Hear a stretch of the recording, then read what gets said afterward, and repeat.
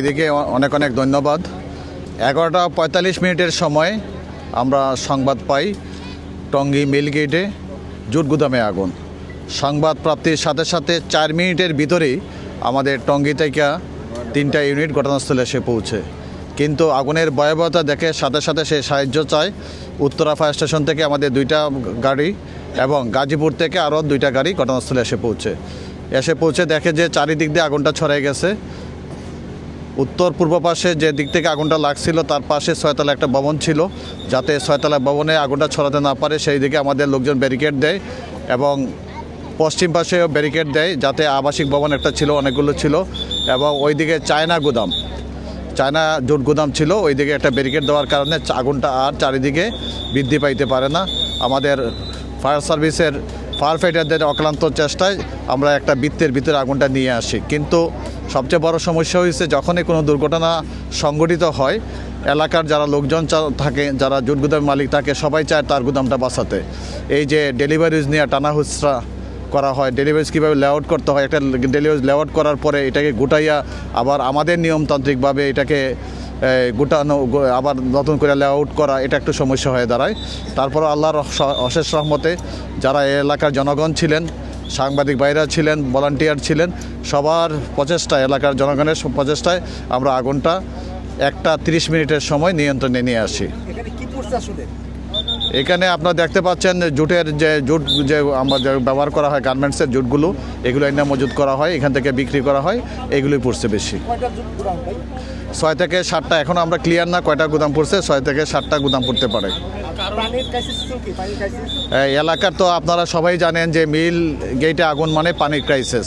আমরা বিভিন্ন প্রতিষ্ঠান থেকে আমরা পানি নিয়েছি, কিন্তু পানি দেখা যাচ্ছে যে 10 মিনিট 15 মিনিট পর পর আমাদের তাদের যে হাউস ছিল, হাউসগুলো থেকে পানিগুলো শেষ হয়ে যায়, তারপর অন্য হাউসে নিছি এবং নেওয়ার পরে আমরা আগুনটা নিবারণ করছি, এবং গার্মেন্টসের এবং বিভিন্ন জায়গার লাইন থেকে তারা আমাদেরকে পানি দিয়েছে, আমরা চেষ্টা করছি আগুনটা নিবারণ করার জন্য।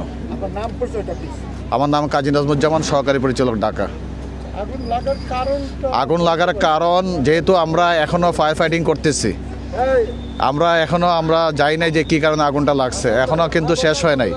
যেহেতু এটা জুটের আগুন, এটা অনেক সময় লাগবে আগুনটা নির্বাপন করতে। আমরা নিয়ন্ত্রণ দিছি, আগুনটা আর কোনো জায়গায় বৃদ্ধি পাবে না, কিন্তু ভিতরে ভিতরে আগুনগুলো জ্বলতে থাকবে।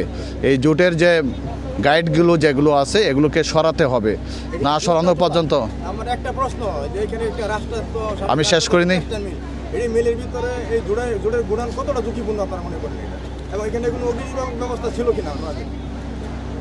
এখানে কোনো প্রকার অগ্নি নির্বাপন ব্যবস্থা ছিল না। আমরা বারবার জুট গুদাম যারা ছিলেন তাদের সবাইকে বলে আসছি যে তার এখানে পানির ব্যবস্থা করার জন্য, ফায়ার সার্ভিস সিভিল ডিফেন্স থেকে ফায়ার লাইসেন্স গ্রহণ করার জন্য, এবং পানির উৎস যাতে থাকে এখানে, যাতে কোনো অগ্নি দুর্ঘটনা সংঘটিত হয় তখন সবচেয়ে বড় প্রয়োজন হয় পানি। আমাদের যে গাড়ি থেকে পানিগুলো নিয়ে আসি, এটা একটা গাড়িতে 15 থেকে 20 মিনিট পর্যন্ত আমরা পানির কাজ করতে পারি।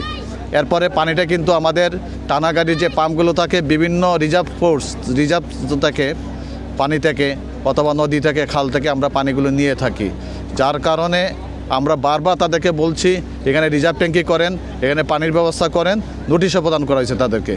ধন্যবাদ সবাইকে। সেটা হচ্ছে প্রায়শই এই মিলগেট এলাকাতেই আগুন লাগে, আপনাদের তরফ থেকে এই আগুন নির্বাপনের জন্য কোনো ধরনের ট্রেনিং ব্যবস্থা করা হয় কিনা? আমাদের কাছে যারাই যাবে, আমরা ফায়ার সার্ভিস সিভিল ডিফেন্স প্রতিনিয়ত ট্রেনিং করার ব্যবস্থা করতেছি। প্রতি শনিবারে আমরা গণসংযোগ করি, আর আপনারা ইতিমধ্যেই দেখবেন আমরা রাত্রিকালীনভাবে জনগণ যাতে শুনে তার জন্যও আমরা মাল্টিমিডিয়া প্রজেক্টরের মাধ্যমে বিভিন্ন জায়গায় অগ্নিকাণ্ডের কারণ শীত মৌসুমে বড় ধরনের আগুন সংঘটিত হইতে পারে, এবং এই কারণে আমরা বিভিন্ন জায়গায় প্রচার করতেছি, বিভিন্ন স্থানে প্রচার করতেছি। জনগণকে দেখা যাচ্ছে আগুনের কী কারণে আগুন লাগতে পারে, আগুন লাগলে আপনি কী করণীয়, কেমিক্যালের আগুন লাগলে কী করণীয়, এই বিষয়ে আমরা সব সময় প্রচার করে আসতেছি। এই অ্যাওয়ারনেস হয়েছিল, প্রচার করা হয়েছে, এবং বিশেষ করে সিটি কর্পোরেশনকে ধন্যবাদ জানাচ্ছি। তারাও কিন্তু এইমাত্র আমাদেরকে পানি নিয়ে আসছে আমাদেরকে সহযোগিতা করার জন্য। আমাদের 7টা ইউনিট কাজ করছে। ধন্যবাদ সবাইকে।